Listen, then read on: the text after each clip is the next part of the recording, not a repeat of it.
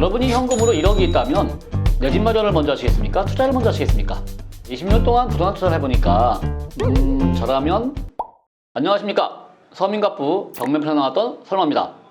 그동안 우리 채널에서 항상 3천만 원 가지고 투자를 한다, 3천만 원으로 시작하는 내 집 마련, 이런 얘기를 많이 했는데 그게 사실은 제 얘기인데요, 20년 전 얘기야. 요즘으로 치자면은 1억 정도 해당되는 금액이에요. 그래서 오늘은 자, 내가 만약에 1억 정도가 있다면 이걸로 부동산 투자를 할 것이냐 아니면 내 집 마련을 할 것이냐, 각각의 장단점을 설명을 드리고요, 그리고 진짜 저라면 어떻게 할 것인지까지 한번 설명을 좀 드려보겠습니다.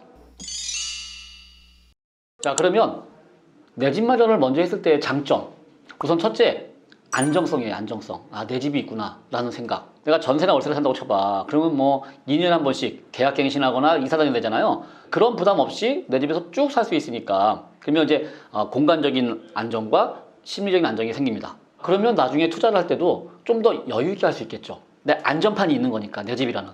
두 번째가 요즘 시장이 좀 하락기잖아요.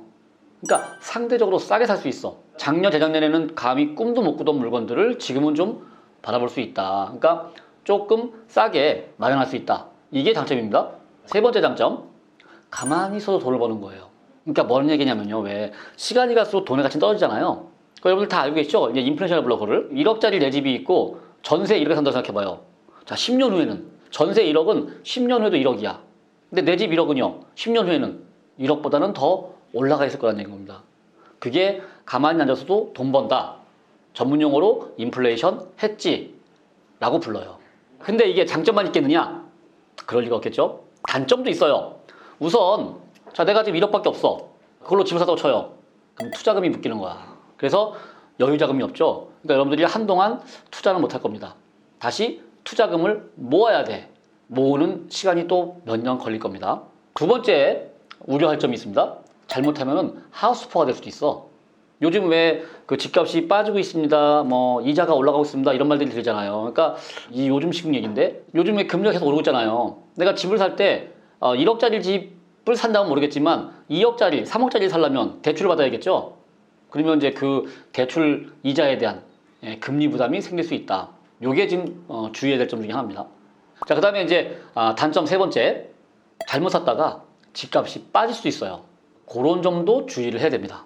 내 집 마련을 약간 뒤로 미루고 투자를 먼저 한다면 뭐가 좋냐? 첫째, 일단 바로 해볼 수 있잖아.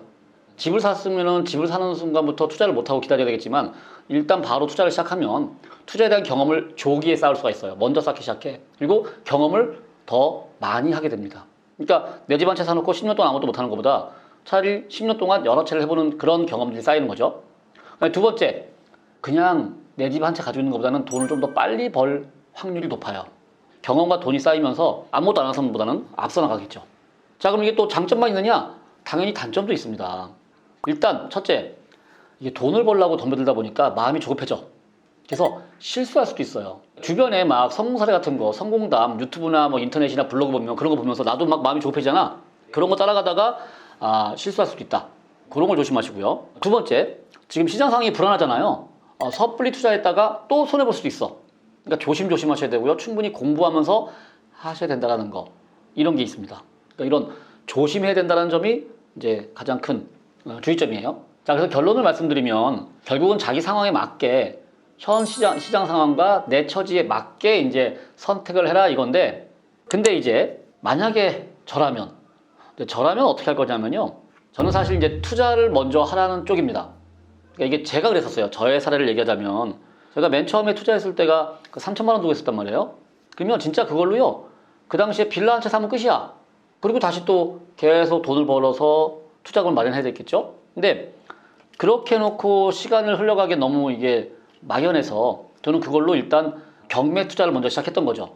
3천만 원 가지고 한 3천짜리 빌라를 낙찰받고 팔고 해가지고 자본금을 조금씩 축적을 했어요. 계속해서 1년, 2년, 3년 흘러가니까 자본금이 늘어나요. 그러면서 경험도 쌓여. 그렇게 해서 경험이 축적되고 자본금이 쌓이면 그 자본금 중에 일부를 내 집 마련으로 돌리면 돼. 그리고 또 투자는 영속해서 하는 거죠. 제가 그렇게 했다는 얘기입니다. 제가 처음에는 분당에서 전세나 월세를 살았었어요. 그러면서 투자를 했지. 그리고 이제 돈이 모이면서 내 집으로. 그래서 제가 실제로 한 3년 정도 투자를 하고 나서 분당에 이제 진짜 내 집 마련하고 들어갔거든요, 아파트를. 그러면서 여전히 투자는 계속 하고 있었고요. 그래서 자, 만약에 내가 1억이 있다 그러면 투자를 먼저 하는 쪽으로 저는 권해드리고 싶어요.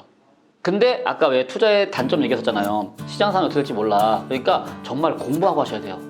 투자를 했으니까 일단 투자부터 해볼까? 이게 아니야. 공부를 하시고서 공부가 바탕이 된 상태에서 천천히 하시라, 이런 얘기인 겁니다. 공부하려면 결국 어떻게 되겠습니까? 그렇죠. 336 와가지고 부동산 경매 공부를 하셔야죠. 그게 오늘의 결론입니다. 사실은 1억이라는 돈이 그렇게 큰 돈이 아니야, 사실은요. 그러니까 나도 처음에 3천이 큰 돈이 아니었거든. 그러니까 이걸로 내 집 마련하고 어쩌고 저쩌고 이렇게 찢을 수가 없어. 그러니까 계란을 분산 투자하는 게 아니라 계란을 한 바구니에 담아놓고 그 한 바구니를 안 깨지게 유심히 잘 봐라, 이런 얘기인 거죠.